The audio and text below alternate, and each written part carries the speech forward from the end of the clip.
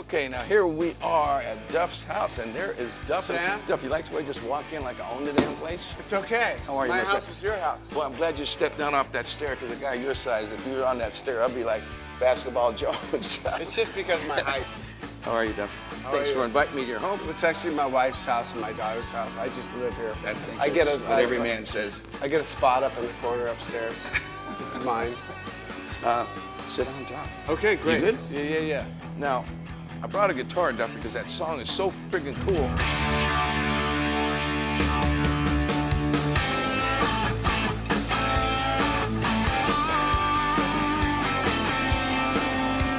Well, you made a new record, which we'll get into doing a song later. And the first thing I'm tripping on the most is that the way you sing. Like you really have a style. I mean, like if you would have made a bunch of records and if you had a lot of hits throughout the years, I'd be able to hear your voice say, "Oh, that's Duff," because you have a real distinct style. And it's kind of punky, kind of attitudey, but it's kind of folky a little bit. And what'd you grow up listening to? Right. So, well, so Like, how did you arrive at this point? That's a great question. One of my brothers, Mark, came back from Vietnam and he brought this stereo that he had gotten, and it was an Akai speakers and a reel-to-reel tape deck. And on the reel-to-reel tape, we had Sly and the Family Stone, James Gang, like a Barbra Streisand Christmas record, and then the FM radio, which was playing like Led Zeppelin. My brother downstairs had Sgt. Pepper's record. He had a turntable downstairs, so I'd go out and sneak down and listen to his records. And I mean, look at that. If you're 5 and 6, looking at the Sgt. Pepper's cover, it's just like a cartoon. You can look at it all day. There was Tom Waits. There was all kinds of music. The point is, I grew up around a lot of music. But if you're in a family with 8 kids, you want something of your own. What happened with me in about 1977 in my neighborhood, I saw this kid with a pink mohawk walking down the street, and I started seeing these flyers on telephone poles of punk rock bands, a band called DOA and The Lewd, and I'm like, what is that? It's scary and interesting, and the guy with the mohawk. And I'd started playing by this time. My older siblings play music. But punk rock hit, and friends of mine and the guy with the pink mohawk, I befriended him, and we started a band. And that's when we just didn't know how to write songs. We would just like write these things that we thought were cool, and we played a gig within 3 weeks. What was the first instrument? What'd you play in the band? I played bass in that band. Yeah. So singing, you asked about singing. Sorry. He's worse than me, folks. Yeah. Trust me, I'll get a word in on him. You watch. I sang in early punk rock bands. Influences for me were like Johnny Thunders. There's a So Alone record that it's called So Alone by Johnny Thunders, that I really identified. I sang a lot as a punk rock guy in different bands. But in the 90s, like I said, I made that record. I was still fucked up, and like you can hear it in my voice on this Believe in Me record. You can hear the cocaine in me. You can hear the alcohol in me. You can't sing on cocaine. Anybody try to sing on cocaine shouldn't be singing. Right. You can't. I mean, you can hear it all in my voice, and it's a great snapshot of my life at that time. Mm-hmm. What made you get clean and sober? Did you wake up one morning, or did someone come and wake you up and say, "You're going to rehab, we're going to straighten you out," or did you decide it for yourself? No, my family tried an an intervention on me the day after we played the Kingdom, dude. Wow.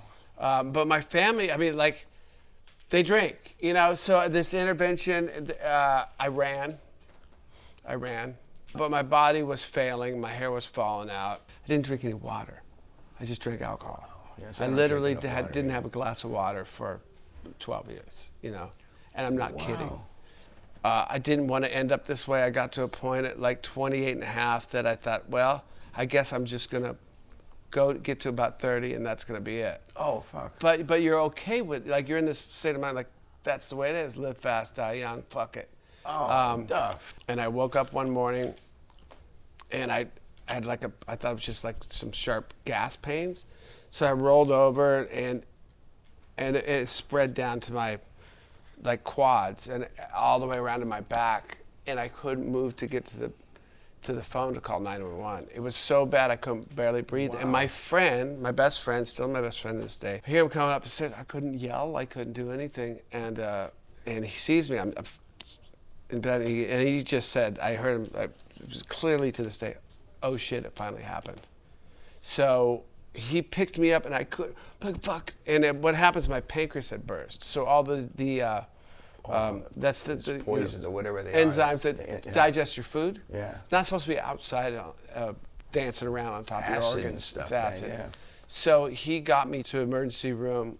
I just laid down on the floor and they hit me up with morphine, and it didn't do anything. And that's when I knew I was in trouble, because I knew what morphine should be doing, and it didn't do anything for the pain. And they did an ultrasound on me, and I saw my doctor. His face just go white because he's looking at the thing, and it had blown up the size of a football and burst. And so what they usually do for people like that, you die from that. Yeah. They'll open you up to let the steam out to relieve some of the pain, at best. Well, that's enough to make you quit. So, you answered that question. No. You answered that question. Is that enough? This is yes. I mean, I can't believe this. This is an unbelievable story. Yeah. I mean, I'm shocked that you went that far. So you did hit bottom. You hit below bottom. You nearly died. That was my bottom. Whatever it takes. I survived, and my doctor told me after the second day, because they were going to do surgery, and I was like I wanted them to kill me because I couldn't take the pain. And my mom had Parkinson's at this point, and I'm the youngest son. She comes in a wheelchair, she's crying. I got tubes coming out of me. And I would like saw myself from above the bed, and I'm like, the order of things is wrong here, man. I should be taking care of her. And she's coming in, I'm the youngest son, and I fucked up, and I'm sorry, and I will make it better. So they let me out, and they said, we have a rehab for you to go to. And I said, you don't understand, I'm fucking done. I'm done. And my life changed 180 degrees from that moment to now. And everything got so much better. And I realized I'm one of those, I can't have a drink. Yeah, wow, I wouldn't even let you if I was your buddy. Well, I wouldn't let you let me. So, for me. That's awesome. Yeah, it's not a thing. That's enlightenment. You were enlightened. You saw the light. I did. In Guns N' Roses, this was the first band, like, I moved here. Like, the people that we found for that band, we found each other. Or our destiny found us and put us in the same room. But this was the band, we're gonna write songs. And we're gonna pay attention to every last little bit. And Izzy and I started singing backup vocals. And like, really, like, what does that mean? We're not in a club. We are in a club, but don't sing like you're in a club. Don't scream your backup vocal. Like, sing it. We were singing a lot of falsetto and doing all these things. But the way I've noticed you're singing on this song, Chip Away, when I start playing it, I'm going, wow, this is so classic of a style of singing, like Lou Reed and David Bowie. I had no idea that you were that good of a singer. I mean, like, you have that much style, like Mick Jagger. You know what I mean? Like, you hear Mick, you know it's Mick. You hear Rod Stewart, you know it's Mick. I feel that way about you, but I haven't heard enough of your voice singing. Right. So I just wondered why you never went down that road. Well, I mean, you got Axl Rose. Guns N' Roses. I mean, I've learned so much about singing from him. The way he breathes and pushes and does all these things. I mean, I watch it all, and I have to harmonize to him, and he's taught me a lot about singing, for sure. Totally unique singer. Maybe the most unique around today. Yeah. So what about Guns N' Roses? Are you on a hiatus for a while? Are you going to do shows in between? We just announced a new show. So you're just going to stay on the road for the rest of your life? Well, this thing, I've learned now, like I said, Loaded, when we go out and tour, it's like we beat the shit out of ourselves. Like, I've learned with this thing, we just did this long tour. Slash goes right out and tours in his band. Like, this is like the Grateful Dead, man. That guy. So I was watching Slash. I'm like, I'm not going to beat myself up like that. He loves it. He's got this. Slash is indestructible. I've known him since we were 19, and his way he communicates is through his guitar, and he has a real need. On the road, he plays the guitar from morning till night. It's been an honor playing with both those guys and us back together. They taught me so much about how to have your chest out and your shoulders back. Which incarnation of this band is your favorite? from the beginning to now? I mean, there's so I know many... it's kind of an unfair question. It but is, yeah. But it's real. I mean, you must feel better now. I think about it all the time. I think about you guys. I mean, what a great band. I mean, we're better to come players. back together. Yeah, we're better players. We're much more wizened as to relationships, how to care about each other probably more considerate, you know, those things. Totally. But you guys are so lucky. I mean, you're great, but you guys are lucky to have come back and have the audience still there for you and bigger than ever. You know, I mean, and to have lived. Yeah. No, that's beautiful. Right. That's a success story. Yeah. It's a beautiful thing. And it's real. Like all those songs are real. Duff, I got to get to this or that. You know, before we get to the music side of this whole thing.